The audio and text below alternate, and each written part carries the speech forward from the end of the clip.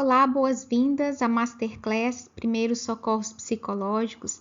Eu sou Luciene Rochael, psicóloga de formação, especialista em neuropsicologia, e é uma honra, é um prazer compartilhar com vocês esse conhecimento que eu tenho certeza que será muito útil na vida de todos vocês, pais, educadores, profissionais da saúde, líderes comunitários, profissionais de saúde mental, todos aqueles que prestam ajuda. Aqui você vai encontrar quais são as ações mais assertivas nos momentos de estresse intenso, desastres, abuso, violência.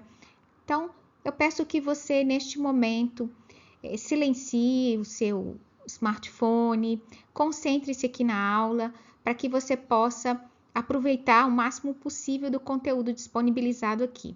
Vamos começar. O que são os primeiros socorros psicológicos? São uma abordagem baseada em evidências para ajudar crianças, adolescentes, adultos e famílias imediatamente após desastres, situações de estresse extremo, abuso, violência, terrorismo.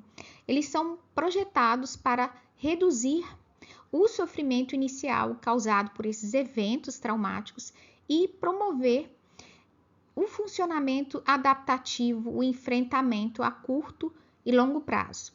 Esse é o conceito, mas não se preocupe muito com isso, porque eu vou trazer aqui exemplos muito práticos. O importante é que você entenda que essa é uma abordagem baseada em evidência que vai ajudar a reduzir o sofrimento inicial causado por esses eventos. Quem presta primeiros socorros psicológicos? Profissionais de saúde mental, equipes de primeiros socorros, sistemas de comando incidentes, de cuidados de saúde primários, de emergência, equipes escolares, a gente sabe que educadores muitas vezes podem fazer isso, organizações religiosas, líderes religiosos, equipes comunitárias, reserva médica, organizações de ajuda humanitária. Quando os primeiros socorros psicológicos devem ser usados? Eles são intervenções que devem ser usadas imediatamente após o evento, ou um cenário em que as pessoas vivem na pele a exposição a eventos que têm potencial enorme de serem traumáticos. Para quem se destina os primeiros socorros psicológicos? Crianças, adolescentes, pais responsáveis, famílias, os adultos que também estão expostos a esses eventos traumáticos, os voluntários, profissionais da saúde, todas aquelas pessoas que estão de alguma forma direta ou indiretamente expostas a esses eventos traumáticos, pessoas que têm a possibilidade de perder a própria vida, de perder tudo, de perder a família, de ser vítima de violência, também podem ser fornecidas aos socorristas, trabalhadores de socorro em desastres. Muitas vezes, quando nós estamos diante de uma situação de estresse extremo, de violência, de abuso, de desastres, guerra, a gente se vê no ímpeto de ajudar. Porém, não é qualquer ajuda que ajuda. É preciso a gente estar preparado para prestar ajuda e para que essa ajuda seja realmente assertiva, seja realmente eficaz e não possa de alguma forma retraumatizar essa vítima. Então é importante a gente sempre se perguntar, sempre, estou realmente emocionalmente preparada para lidar com o que eu vou encontrar nessa situação? Antes da gente se deslocar ao local, antes da gente prestar ajuda num acidente ou numa criança que se acidentou, qualquer situação de estresse extremo, estou preparada para lidar com isso emocionalmente? Como eu lido com situação de pressão intensa? Como eu normalmente lido com isso?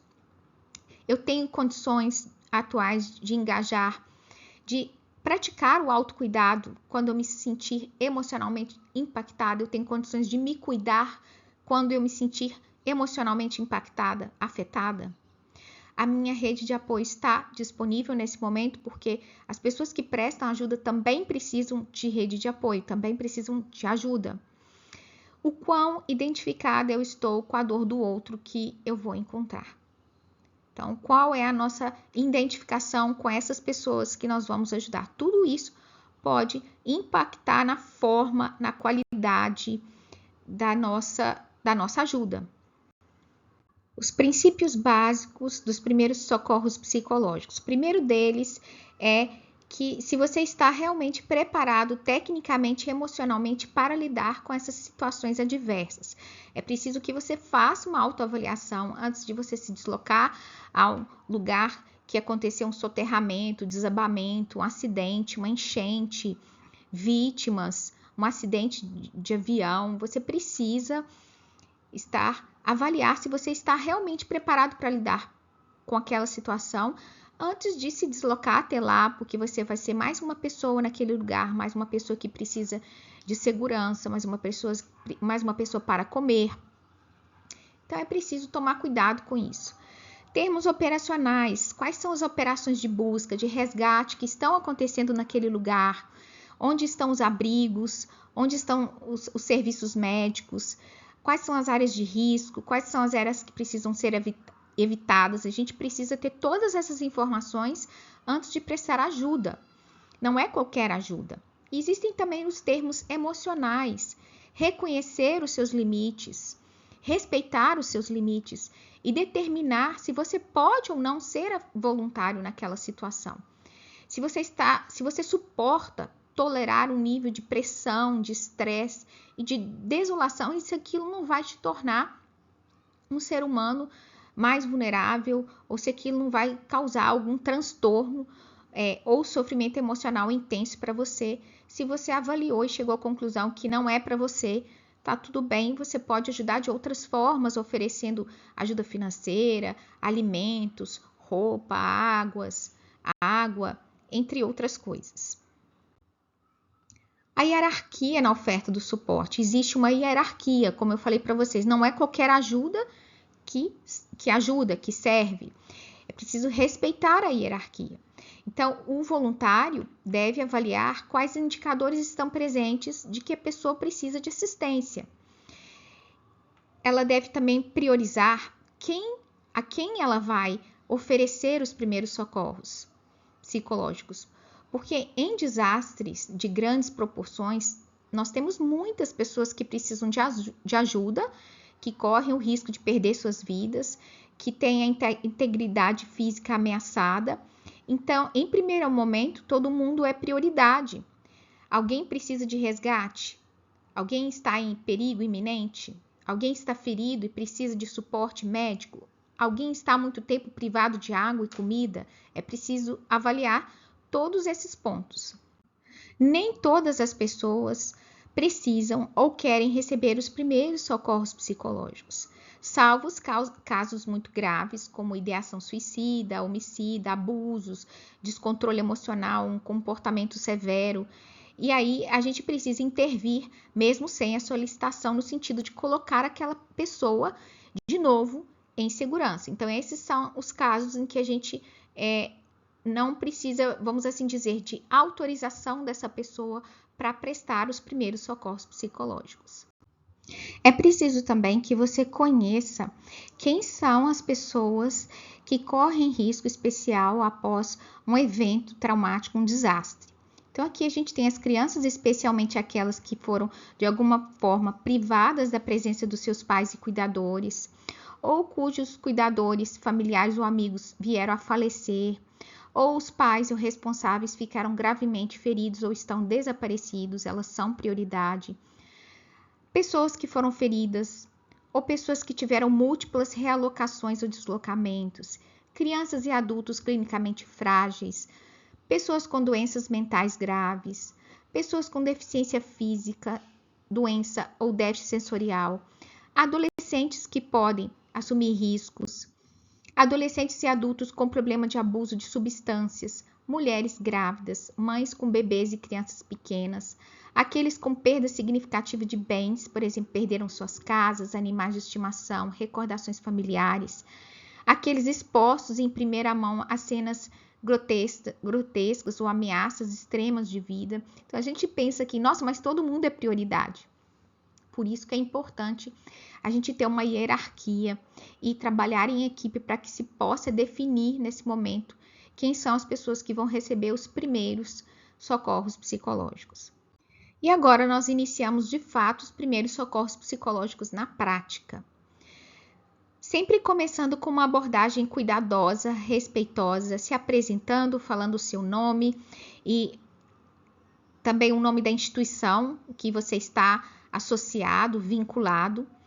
Você também vai ajudar a priorizar as necessidades mais importantes e que são passíveis de serem solicitadas naquele momento, por exemplo, ajudar a identificar a rede de apoio, quem são os familiares, os cuidadores, onde as informações sobre os cuidados médicos.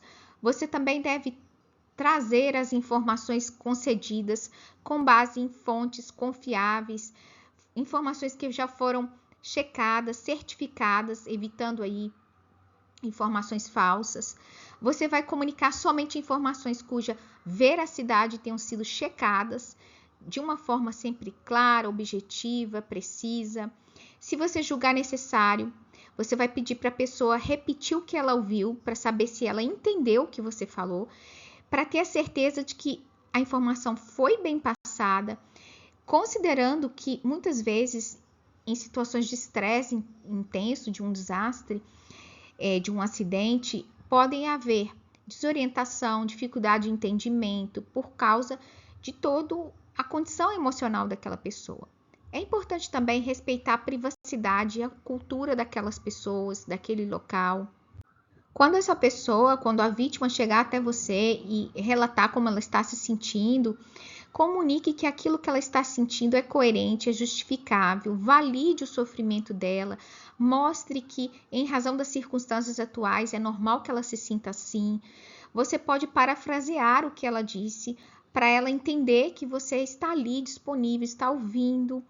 E isso pode parecer muito pouco, mas faz muito sentido e pode fazer muita diferença para aquela pessoa. Você pode dizer para ela: eu lamento que isso tenha acontecido com você. Como eu posso te ajudar? O que você está passando é realmente muito difícil. São frases que validam o que ela está vivendo. Nesse momento é importante que a gente fale menos e ouça mais. Que a gente demonstre interesse através do contato visual, olhando nos olhos dela, promovendo uma escuta empática, sem tentar mudar de assunto, porque às vezes ela vai falar de coisas que são difíceis para nós e às vezes a gente tenta interromper, apressar, mudar de assunto para acabar logo aquela conversa. Não minimize o sofrimento dela, não julgue segundo as suas crenças, a sua visão de mundo, não dê conselhos, não use aquelas frases clichê, frases de positividade que muitas vezes a gente usa para tentar ajudar, mas não ajudam, como: você precisa ser forte, seja forte, você perdeu só seus bens materiais, seja grato porque você está vivo. Esse tipo de frase, essas frases são totalmente invalidantes. Então, aumente a segurança imediata e contínua e proporcione conforto emocional para essa vítima. Conecte essa vítima, esse sobrevivente, o mais rápido possível com seus cuidadores, familiares, vizinhos, ajuda comunitária. Seja claro quanto à sua disponibilidade, se apropriado, você vai conectar essa vítima a um órgão competente, ou uma equipe que está gerenciando aquela crise, ou um serviço de saúde mental, ou alguma organização. Se a vítima te faz uma pergunta e você não tem a resposta, você vai dizer para ela que você vai procurar saber essa informação e só quando você tiver esse certificado dela, quando você tiver informação através de uma fonte confiável, você vai dar a resposta para ela, evitando assim criar pânico e ansiedade. Siga as ordens das autoridades competentes, aí, bombeiros, policiais que estão gerenciando aquele evento, porque você está ali para trabalhar em prol do coletivo. Então é preciso tomar muito cuidado com o salvacionismo, a pretensão de querer salvar, de passar na frente de todo mundo, de atos de heroísmo. Nós estamos ali para somar, para trabalhar e não obstruir o trabalho das outras pessoas. Nós estamos ali para facilitar. Mantenha sigilo, mantenha confidencialidade. Em tempos de redes sociais, não faça vídeos, não faça fotos ou compartilhe informações, imagens e vídeos de pessoas em vulnerabilidade sem autorização das mesmas. Jamais faça isso. Modele respostas saudáveis. O que significa? Seja calmo, seja cortês, gentil, organizado, prestativo. Quando a gente fala modele, mostre para a pessoa que você é calmo, cortês, e ela tende a se modelar em você, ela tende a ficar calma se você se mantém calmo, ela tende a se organizar se você está organizado. Preste atenção às suas próprias reações emocionais e físicas e pratique o autocuidado. Se observe como você está se sentindo diante daquela situação, prestando aquela ajuda. Faça isso sempre com regularidade. Inicie o contato somente depois que você observou aquela situação e se a pessoa ou a família de alguma forma demonstrou abertura para que você se aproxime. Quando você inicia esse contato depois que você percebe que existe uma abertura para isso, você evita ser intrusivo e perturbador. Então, antes de abordar uma família, uma vítima, um sobrevivente, observa primeiro, percebe se ela está te dando espaço para chegar perto e não seja intrusivo, não seja invasivo. Ela está passando por um momento difícil. Faça perguntas simples, respeitosas, para saber como você pode ajudar. Muitas vezes, nesses momentos, a melhor forma da gente estabelecer um contato é oferecendo comida, água, cobertor, é assistência básica mesmo, que é tudo que a pessoa quer, tá num lugar seguro, né?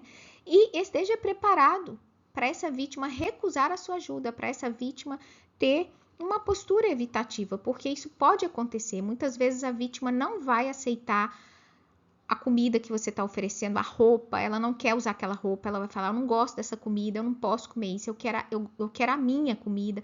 Ela não vai aceitar ficar naquele abrigo, ela vai falar que ela quer a casa dela, que ela quer a família dela. Respeite. Lembre-se de que o objetivo dos primeiros socorros psicológicos é reduzir o sofrimento e ajudar nas necessidades atuais e promover o funcionamento adaptativo das vítimas. Né? Não fique fazendo perguntas, querendo saber detalhes de dessa experiência traumática.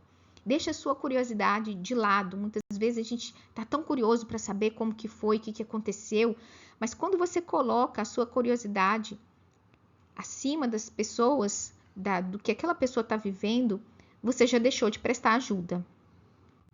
O que você não deve fazer?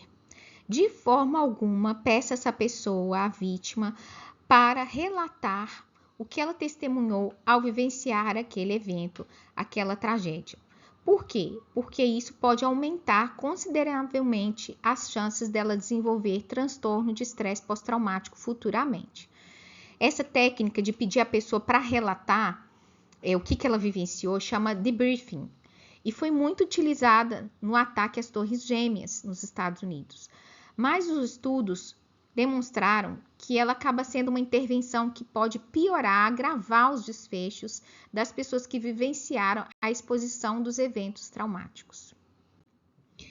Não dê conselhos positivos, a gente tende a fazer isso muitas vezes de uma forma automatizada, coisas do tipo, você deveria se sentir grata e abençoada porque você sobreviveu, ou faça promessas falsas, não dê garantias para essa pessoa, por exemplo, que tudo vai ficar bem, que tudo vai se resolver, que ela vai voltar para casa dela. Não faça promessas que você não tem como cumprir. Não relate seus próprios problemas na tentativa de ajudar. Esse aqui é campeão, né? Muitas vezes as pessoas começam a relatar para a gente um problema que elas estão vivendo e a gente começa a competir com ela e contar os nossos problemas também. Você está ali para ajudar, para prestar socorro. Não é sobre você, é sobre o outro. Não é o momento. Não é adequado. Não relate os seus problemas ou diga a ela que você já viveu algo parecido. Esse não é o momento. Não presuma que todos os sobreviventes ou as vítimas querem ou precisam falar com você. Muitas vezes, estar fisicamente presente de uma forma mais calma, centrada, respeitosa, solidária, Ajuda essas vítimas a se sentirem mais seguras e mais capazes de lidar com a situação. Às vezes a gente fica preocupado com o que a gente precisa falar ou precisa falar alguma frase salvadora, coisas desse tipo, mas muitas vezes a sua presença calma já é o suficiente para deixá-la calma e segura. Não faça suposições sobre o que os sobreviventes, sobre o que as pessoas envolvidas naquele evento estão vivenciando ou que elas passaram. Não cabe a você fazer suposições. Não presuma que todas as pessoas envolvidas, expostas a um desastre, vão ficar traumatizadas. Não faça diagnósticos, não patologize. A maioria das reações agudas que acontecem, elas são compreensíveis, são previsíveis, tendo em conta que essas pessoas estão expostas a uma situação muito grave. Então, não rotule as reações que elas têm como sintomas, não use termos como diagnósticos, condições, patologias, distúrbios, não faça isso. Não fale mal, ou seja, condescendente com a vítima. Nem se concentre, não coloque seu foco no desamparo dela, na fraqueza, na deficiência dela. Em vez disso, se concentre naquilo que a pessoa fez e que foi eficaz para ajudar outras pessoas, tanto durante o evento quanto no contexto atual.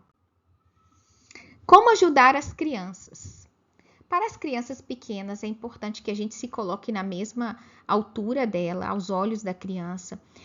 Ajude as crianças na idade escolar a verbalizarem os sentimentos, preocupações, as dúvidas no caso de acidente, de um incêndio, de uma enchente. Forneça rótulos simples, por exemplo, para ela identificar as reações emocionais, bravo, triste, assustado, preocupado. Não use palavras como aterrorizada, horrorizada, porque isso pode aumentar a ansiedade dela, a angústia que ela já está sentindo. Ouça com atenção, verifique se a criança está compreendendo o que você está falando. Esteja ciente de que as crianças podem apresentar uma certa regressão no desenvolvimento do seu comportamento no uso da linguagem. Combine a sua linguagem com o nível de desenvolvimento da criança. Use uma linguagem adequada ao nível, à idade dela. As crianças mais novas normalmente têm menos compreensão dos conceitos abstratos, como, por exemplo, falar em morte. Use uma linguagem direta, simples e possível com essas crianças. Como ajudar os adolescentes? Converse com os adolescentes de igual para igual, de adulto para adulto, para que você consiga ser ouvido, para que você transmita sua mensagem, respeitando os sentimentos deles, demonstrando preocupação, esclareça dúvidas e reforce essas técnicas com os pais e responsáveis da criança, no caso aí de educadores, profissionais da educação também, no caso também de acidentes, desastres, médicos, profissionais de saúde também podem fazer isso para ajudar a fornecer o apoio emocional adequado à criança. Então, reforça todas essas orientações com os pais. Trabalhando com adultos mais velhos, os idosos têm pontos fortes e também têm vulnerabilidades. Muitos idosos têm experiência de vida, têm habilidades para enfrentamento dessas situações, porque eles já lidaram com muitas adversidades. Então, não subestimem os idosos. E para aqueles que têm dificuldades auditivas, fale claramente e em tom baixo. Não faça suposições baseadas apenas na aparência física ou na idade, de que um idoso confuso tem problemas irreversíveis de memória, de raciocínio ou julgamento. Às vezes, aquela aparente confusão pode incluir uma desorientação relacionada ao que ele está vivendo, um desastre devido à mudança de ambiente, ou uma visão ou uma audição deficiente, ou até mesmo má nutrição ou desidratação, ou porque ele está privado de sono, ou uma condição médica, ou problemas com medicamentos, ou porque ele está isolado socialmente, ou porque ele está se sentindo desamparado e vulnerável. Uma pessoa idosa com deficiência mental, ela pode ficar muito perturbada ou confusa em ambientes desconhecidos. Então, se você identificar essa pessoa, ajude a organizar uma consulta ou encaminhamento de saúde mental. trabalhando com sobreviventes com deficiência. Quando necessário, tente prestar assistência a essa pessoa numa área com pouco ruído ou outro estímulo. Dirija-se diretamente a ela em vez de ao cuidador, a menos que a comunicação direta com ela seja difícil ou esteja impossibilitada. Se a comunicação, audição, memória e fala estiver prejudicada, você vai falar de uma forma simples e devagar. Aceite a palavra de uma pessoa que afirma ter deficiência, mesmo que a deficiência dela não esteja aparente, esteja óbvia ou seja familiar para você. Não duvide que ela tenha deficiência. Isso seria desrespeitoso. Confie no que essa pessoa diz para você. E quando você não tiver certeza de como ajudar, pergunte o que eu posso fazer para ajudar. Eu acho que a melhor forma da gente ajudar é sempre perguntando o que eu posso fazer para ajudar. E confie no que essa pessoa vai te dizer. Quando possível, permita que essa pessoa seja autossuficiente. Estimule a autonomia dessas pessoas. Mantenha as ajudas essenciais, como remédios, oxigênio, equipamento respiratório, cadeira de rodas, com a pessoa. Isso em caso de acidentes, enchentes, soterramentos. Para finalizar, e se a pessoa começar a falar do trauma? O que fazer? Você vai ouvir sem interromper, sem julgar, sem fazer perguntas para saber detalhes, para satisfazer a sua curiosidade e sem tentar prolongar o assunto. Você vai validar aquele sofrimento, vai normalizar as emoções difíceis, ao invés de ficar tentando consertar, porque não há conteúdo certo ou errado. Não diga, não chora assim, não fica triste, vai passar, daqui a pouco vai ficar tudo bem. Não tente consertar. Valide as emoções. Olha, eu posso imaginar como está sendo difícil para você, porque realmente essa situação é muito difícil. Ofereça uma escuta suportiva. O que significa escuta suportiva? Essa é uma expressão da Tiziana Paiva. Ou seja, você dá suporte e apoio para aquela pessoa. Imagina um barquinho no meio de uma tempestade, à deriva no mar. Você vai ser a âncora desse barquinho. Você vai trazer segurança para ele, suporte e sustentação. É assim, esse é o seu papel. Esse seria o grande objetivo dos primeiros socorros psicológicos, ser suporte nos momentos de tempestade. Nós chegamos ao fim dessa Masterclass. Eu quero agradecer a sua atenção, a sua participação.